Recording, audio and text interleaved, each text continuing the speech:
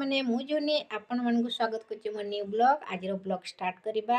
ଆଜି ହେଉଛି ମାର୍ଗଶିର ମାସର ତୃତୀୟ ଗୁରୁବାର। ଆଉ ଚାଲନ୍ତୁ ମୁଁ ଝୁଣ୍ଟି ଦେଇଛି।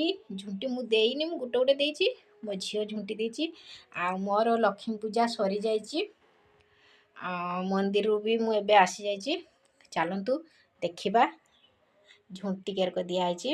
ମୋର ଲକ୍ଷ୍ମୀ ପୂଜା ସରିଯାଇଛି, ଦେଖିପାରୁଥିବେ। ଆଉ ଇଏ ହେଉଛି ମୋ ସାନ ଝିଅ ଝୁଣ୍ଟି ଦେଇଛି। ଏଇଟା ଏ ବି ସାନ ଝିଅ ଦେଇଛି ଝୁଣ୍ଟି। ଏଠି ଚାଲିଗଲା, ଦେଖିପାରୁଥିବେ ମୋ ଲଭଲି ମା କେତେ ସୁନ୍ଦର ଝୁଣ୍ଟି ଦେଇଛି। ସନ୍ଧ୍ୟା 6ରୁ ଝୁଣ୍ଟି ଦେଉଛି, ରାତି 10ଟା ଯାଏଁ ଝୁଣ୍ଟି ଦେଉଛି। କେତେ ସୁନ୍ଦର ଝୁଣ୍ଟି ଦେଉଛି। ଆପଣମାନେ କମେଣ୍ଟ କରିକି କହିବେ ଆଉ ଝୁଣ୍ଟିଟା କେମିତି ଲାଗୁଛି। ଦେଖିପାରୁଥିବେ ପୁରା ରାତି ତମାମ ସେ ଝୁଣ୍ଟି ଦେଉଛି।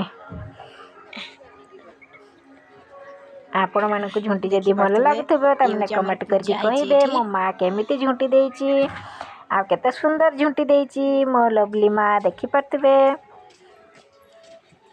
ଝୁଣ୍ଟି ବି ବହୁତ ସୁନ୍ଦର ହେଇଛି। କାହିଁକି ନା ମୁଁ ଦଉଥିଲି ଝୁଣ୍ଟି, ଏବେ ମୋ ମା ପାରି ଯାଇଛି ଆଉ ସେ ହିଁ ଝୁଣ୍ଟି ଦଉଛି। 3 ପାଳି ହେଲାନି ସେହି ଝୁଣ୍ଟି ଦଉଛି ମୋ ଗେଲି ମା। ଏ ହେଉଛି ଆମ ତୁଳସୀ ପୂଜା ସରିଯାଇଛି। ଏଠି ଦୁଆର ମୁହଁ ପୂଜା ବି ହେଇଛି। ଦେଖିପାରୁଥିବେ ଘରଠୁ ବାହାର କେତେ ସୁନ୍ଦର ଝୁଣ୍ଟି ଦିଆହେଇଛି। ଆମ ଦୁଆର ମୁହଁ ପୂଜା ବି ଶେଷ ହେଇଯାଇଛି। ଆପଣମାନଙ୍କୁ କମେଣ୍ଟ କରିକି କହିବେ। ରହୁଛି ଜୟ ଜଗନ୍ନାଥ। ଆଉ ମୁଁ ଏବେ ଯାଉଛି ପରଟା କରିମି ଆଉ ତରକାରୀ ଟିକେ ବନେଇମି। କାହିଁକିନା ପିଲାମାନେ ଯାଇଛନ୍ତି ଟ୍ୟୁସନ୍, ଆସିନେ ଖାଇବେ। ତାଙ୍କ ପାଇଁ ତ କିଛି ତିଆରି କରତେ ହେବ। ଆଉ ଯେହେତୁ ଆଜି ଗୁରୁବାର ଉପାସ,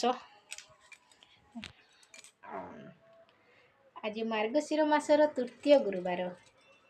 ଏହି ପୁର ନାରୀମାନେ ପ୍ରଭାତରୁ ଉଠି ଶଙ୍ଖ ଶବ୍ଦ କରୁଛନ୍ତି।